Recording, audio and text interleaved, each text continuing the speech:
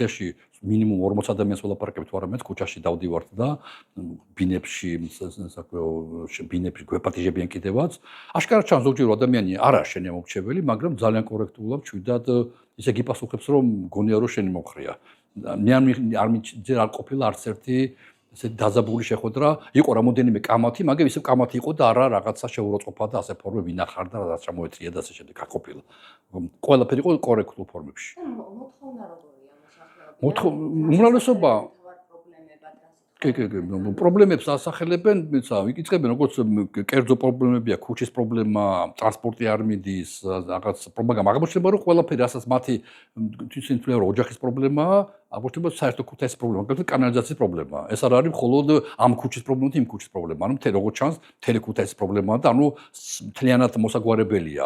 ნაგავს აყრელზე ბევრი ლაპარაკობს, მიაჩნია რომ ეს მიუღებელია მეც პრაქტიკულად ქალაქის ცენტრში, ქალაქის ფარგლებში იმყოფება არის ასეთი მომწავლავი გარემო და ჩემი აზრით ეს იქნება ჩემი სირცხვილი როგორც მერის რომ ვერ მოახერხო იმ ვადაში რაც მე მომწევს ქუთაისლები რომ ვერ მოახერხო არათუ ამ ნაგავს აყრელზე გადატანა სხვაგან მიტანა არც ეს ნორმალური არამედ ჩანაცვლება უკეთეს ადგილზე, მაგალითად ნარჩენების გადამამუშავებელი ქარხანა რო შევქმნათ, რომელსაც მოდა მარტო ქუთაისი ვერ გაკაჭავს, რეგიონალური უნდა იყოს და უკვე ხედავ როგორ შეიძლება ამის გაკეთება, სოფლიოში ძალიან ბევრი ცნობილი ფირმებია, რომლებიც საკმაოდ ეკოლოგიურად სუფთა ნარჩენ გადამამუშავებელ ქარხნებს აშენებენ და თუ ქუთაისში კორუფცია არ იქნება, რაც ჩემი მთავარი ამოცანა იქნება, რომ ინვესტიციები მოვიზიდო, მაშინ ბუნებრივია ძალიან ბევრი კომპანია დაინტერესდება მაქსიმალურად იაფად მაქსიმალურად ეფექტური, მაგრამ ნარჩენს გამომუშავებელი ქარხანა გავაკეთე. თუ ის გავაკეთე, ესე იგი აშკარად რაღაც დამკეთებელი ვარ, იმიტომ რომ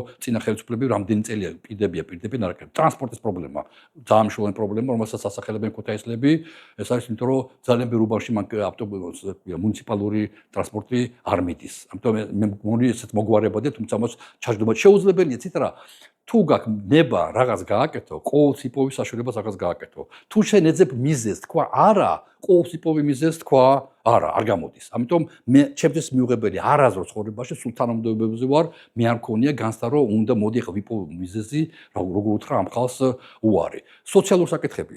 აი, ჩავიხედე ბიუჯეტში და სამარცხინო ბიუჯეტია. რომ გავხდები მე პირველი ჩემი პირველი ამოცანა იქნება, რომ ბიუჯეტი ახალი მისაღები იქნება ქალაქის. და ეს თუ გამოვასწოროთ, 180 მილიონი ლარი აქვს ქუთაის ბიუჯეტი, არ არის ბევრი, მაგრამ რაღაც არის. 40 მილიონია განათლებაზე, კარგია, ნორმალური სტანდარტია. და სამარცხინო აქვს სოციალური ბიუჯეტი, სოციალური ჯანდაცვა. 8 მილიონი, 9 მილიონი.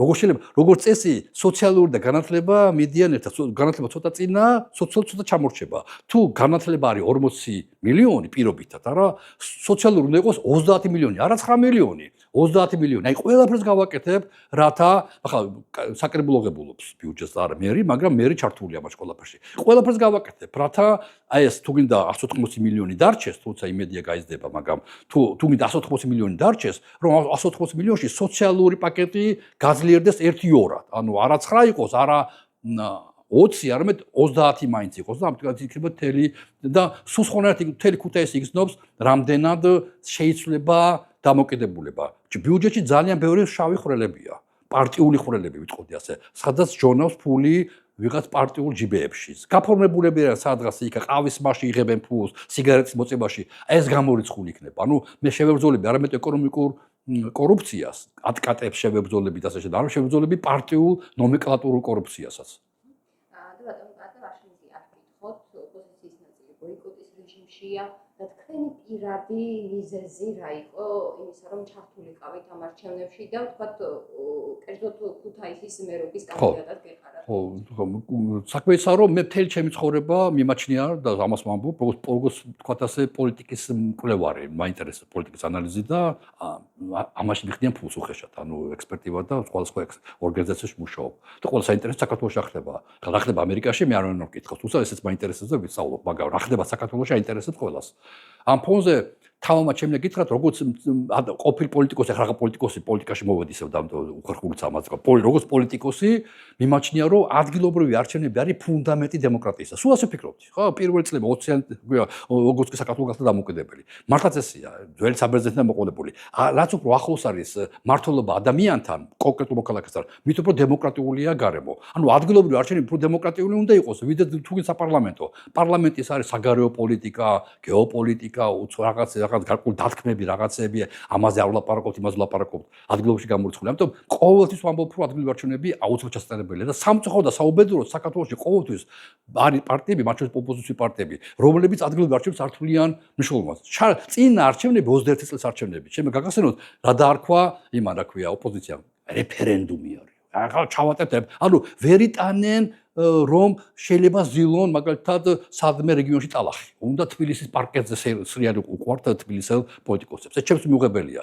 ამიტომ მიმაჩნია რომ ბოიკოტი არის ანტისახელმწიფოებრივი ქვია ქცევა, იმიტომ რომ ეხმა შენ ჩუქნი ყოველგვარი პრობლემის გარეშე ხელისუფლებას, ძალაუფლებას. იმიტომ რომ არსად არ უმუშავია ბოიკოტი. ბოიკოტი არის ზღაპარი, ეს არის ბოდბა, რაღაც რუდიმენტია. არსად არ უმუშავია ბოიკოტი, თუ არ უმუშავია ბოიკოტის სასარგებლოდ, ყოველთვის მუშაობს ხელისუფლების სასარგებლოდ. იმიტომ რომ შენ არ მონაწილეობ არჩევნებში, ხელისუფლება ბედნიერია, გაყალბებაც არ ჭირდება, ისე ითვისებს ხელისუფლებას. ანუ ბოიკოტისტები როგორც წესი ჩუქნიან ხელისუფლებას, ძალაუფლებას ჩუქნიან ხელისუფლებას. ამიტომ კატეგორიული წინააღმდეგი ვიყავდა ქუთაისში, შემთხვევით გახდა ალბათ იმიტომ რომ წყალტუბოში ვიყრედი კენჭს 12 წელს და იქ ქართულ ოცნებამ საბოლოო საქართველოში მიაღწია წარმატება და კოალიცია ქართული ოცნებით შევედი ჯერ პარლამენტში და მერე მთავრობაში და ახლა ქუთაისი და წყალტუბო რამ გაყო ხო პრაქტიკულად ერთი სუნთქით ერთი მოვლენის ორი ფილტვი არის წყალტუბო და ქუთაისი ამიტომ სულ ქუთაისში ვიყავი როცა იმიტომ რომ ცენტრი ქუთაისი იყო მაშინ ამიტომ ქუთაის პრინციპში ცუდად არ ვიცნობ თუმცა თქო უნდა კარგი უკეთესად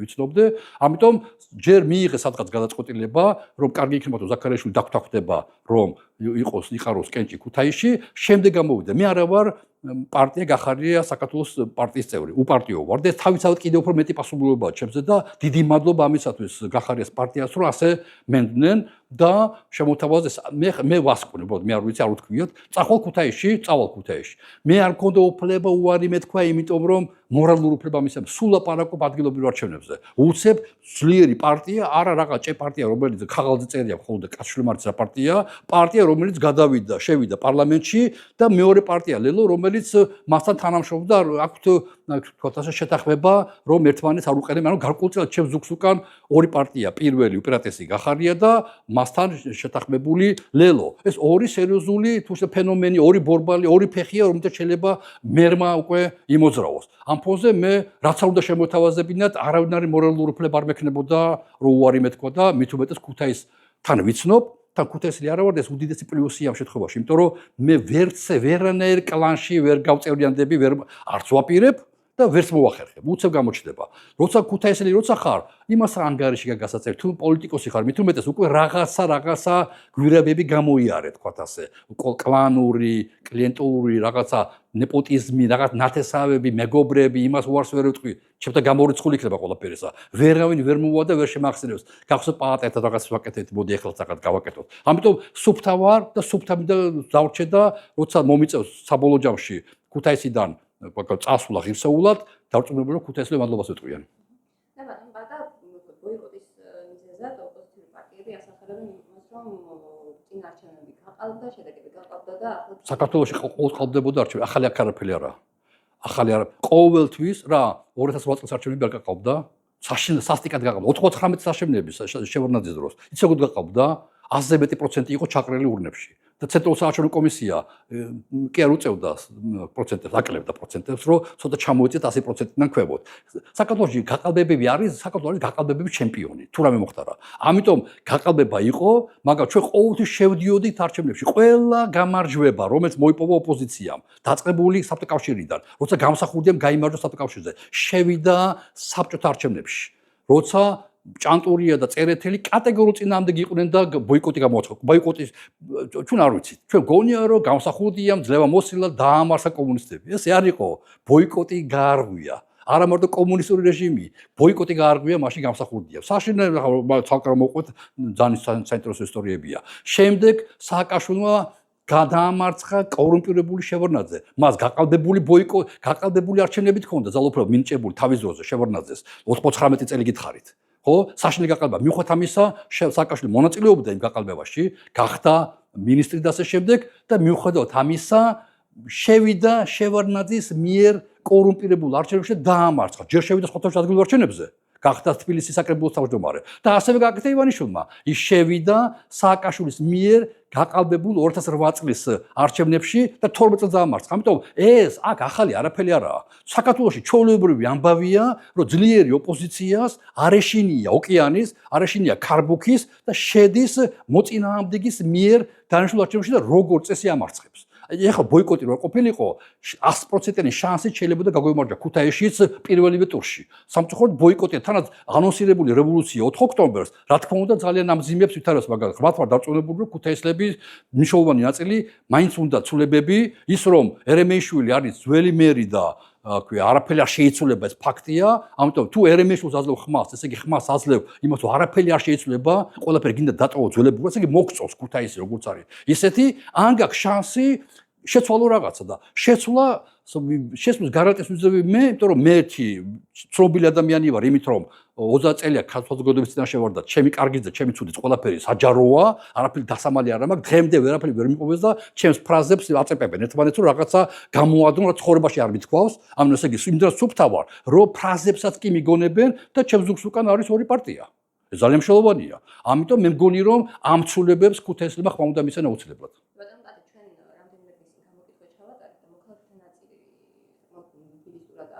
და ისინი ამბობენ, რომ საერთოდ არ აპირებენ არჩევნებზე მისვლას. ამ მოქალაქეებს რას ეტყოდით და ზოგადად ქუთაისელებს რას ეტყოდით?